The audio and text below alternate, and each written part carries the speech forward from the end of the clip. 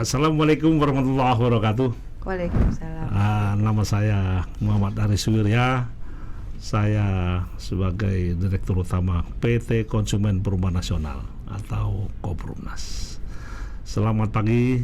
Semoga Anda semua para konsumen Koprumnas di seluruh Indonesia pada saat ini berbahagia, bergembira, dan paling akhir adalah panjang umur. Amin. Terima kasih.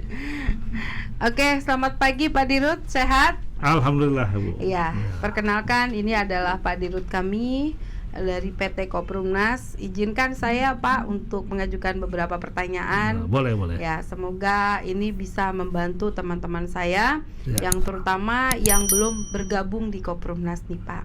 Oh iya. Ya, Boleh. Bapak sebetulnya Koprumnas ini pasarnya diperuntukkan untuk siapa aja sih Pak? Baik, Koprumnas ini adalah developer. Developer adalah pengembang. Pengembang adalah pedagang rumah. Nah, di Indonesia ini ada 3 kategori developer. Yes. Pertama, developer yang menjual rumah-rumah mewah. Yang kedua, developer yang menjual rumah-rumah menengah. Dan yang ketiga, developer yang menjual rumah-rumah sederhana. Yes. Nah, Koprumnas ini adalah jenis developer yang hanya menjual rumah-rumah sederhana. Pasarnya adalah saudara kita masyarakat berpenghasilan rendah, diutamakan yang berpenghasilan tidak tetap. Dan setelah itu kalau masih ada, kita kasih juga kepada saudara kita MBR yang berpenghasilan tetap, yang punya gaji.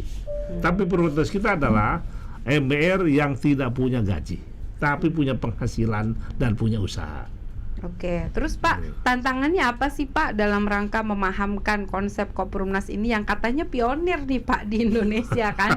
Terus tantangannya apa nih Pak? Bapak memahamkan konsep ini terutama kepada orang-orang kecil dan juga orang-orang yang pintar keblinger nih Pak. Kan banyak nih yang pintar juga di luar sana dan nggak yakin bener nggak sih Koprumnas ini penipuan nggak sih gitu ya?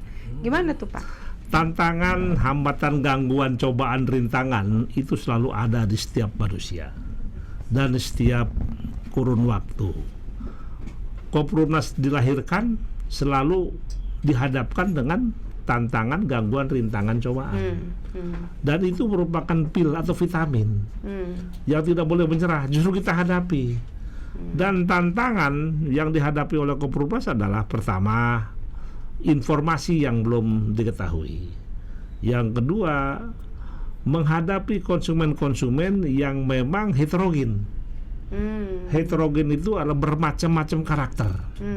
Nah, disitulah tantangan kita. Kita harus bisa memilah mana konsumen kita, mana yang bukan konsumen kita.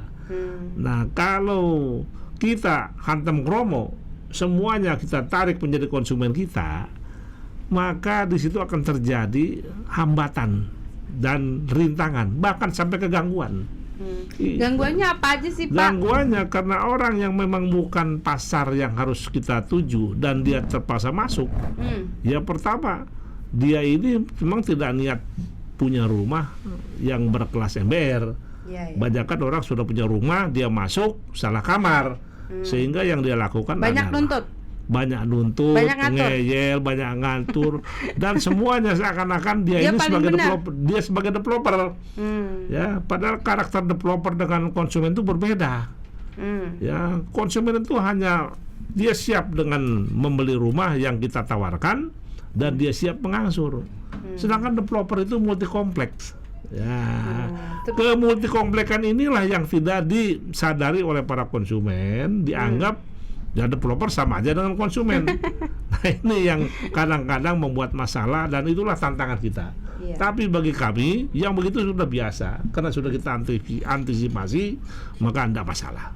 Bapak, saya mau tanya nih, kan sekarang ini nih Pak, banyak banget nih orang-orang di luar sana ya yang banyak ingin menjadi developer lah pada umumnya.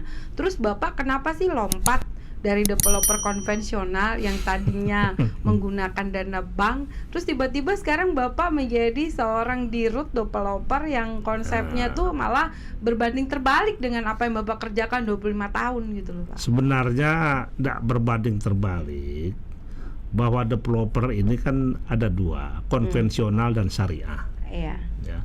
Kalau konvensional kita menggunakan pendanaan pinjaman dari perbankan yang membuat bunga, yang mengandung bunga atau interest atau riba.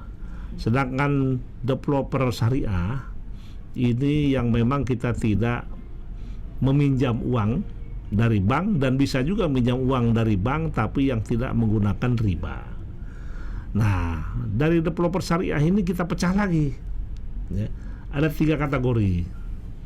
Ya, developer syariah yang memang berasaskan kepada syariah Al-Quran, surat Al-Baqarah ayat 278 279, di mana kita 100% tidak menggunakan pinjaman dana dari bank maupun pribadi yang mengandung riba, baik developernya maupun konsumennya.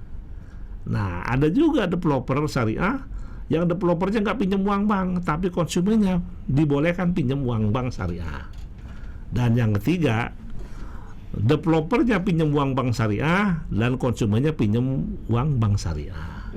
Nah, kita ambil pilih yang pertama, developer dan konsumennya tidak pinjam uang dari bank syariah. Ini kan susah, Pak. Kenapa Bapak mau berpindah? Lah, bukan mau berpindah, saya ini berpegang pada ya Al-Quran ayat surat Al-Baqarah 279 bahwa kita tidak boleh bermain riba. Oleh sebab itu, sebagai pengalaman saya sebagai developer konvensional, di mana titik temu dari kedua persoalan ini adalah kita harus berani mengambil risiko.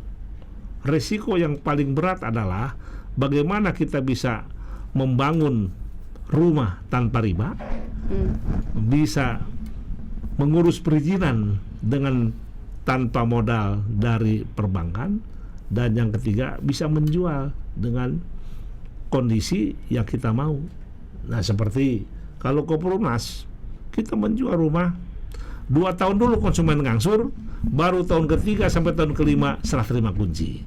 Nah, pemahaman ini harus diyakinkan kepada konsumen. Kita membutuhkan seorang Srikandi marketing.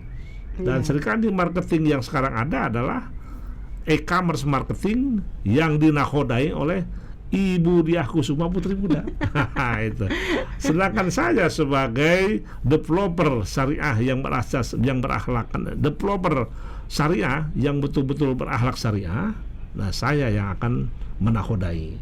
Jadi Koprunas adalah dua kekuatan yang ada di dalamnya, yaitu kekuatan developer dan kekuatan syariah, kekuatan marketing e-commerce, ya, yang dia kasih akhlak syariah. Terus ada nggak sih Pak tantangan dari keluarga sendiri, misalnya mereka mendukung Bapak nggak sih waktu dulu Bapak di konvensional atau dengan sekarang di Koprunas, seperti apa sih Pak dukungan keluarga? Ya, saya kira kalau keluarga siapapun sama, bahwa sepanjang yang dilakukan oleh orang tuanya itu berjalan di jalan yang benar, pasti didukung. Hanya masalahnya yang benar belum tentu halal dan berkah. Nah, pada saat konvensional saya benar, tapi menurut saya ada hal yang tidak halal dan tidak berkah, yaitu memang kita menggunakan dana-dana kredit konstruksi, kredit jasa geria dari perbankan. Apa perbedaannya Pak? Bapak dulu menjadi developer 25 tahun dengan sekarang Bapak di Koprunas menjadi dirut Koprunas. Ada nggak sih Pak bedanya Pak? Oh, jelas ada. Apa Pak yang 180 derajat. Saya pada saat di konvensional, saya diyakinkan oleh seorang ulama bahwa semua tabungan saya tidak diterima tabungan akhiratnya. Masya Allah. Dari bank akhirat nolak karena uang yang saya dapat masih berbau riba. Sedangkan sekarang 1 rupiah pun saya nabung di bank akhirat diterima karena bersih dari riba. Itu aja perbedaannya, perbedaan keyakinan saya, ya. Nah, ini keyakinan, ya. Jadi jangan diartikan bahwa mutlak, karena semua di akhirat kan kita belum tahu, hanya Allah yang tahu. Jadi Bapak hari itu memutuskan bahwa Bapak sudah tidak mau lagi melakukan usaha dengan menggunakan dana yang riba, seperti itu Pak? Betul, sejak 1 Januari 2018 hingga saat ini dan seterusnya, insya Allah saya akan berpegang teguh bahwa konsep Koprunas adalah betul-betul kita ingin mencari kebahagiaan di dunia kebahagiaan di akhirat yang halal dan berkah. Pak.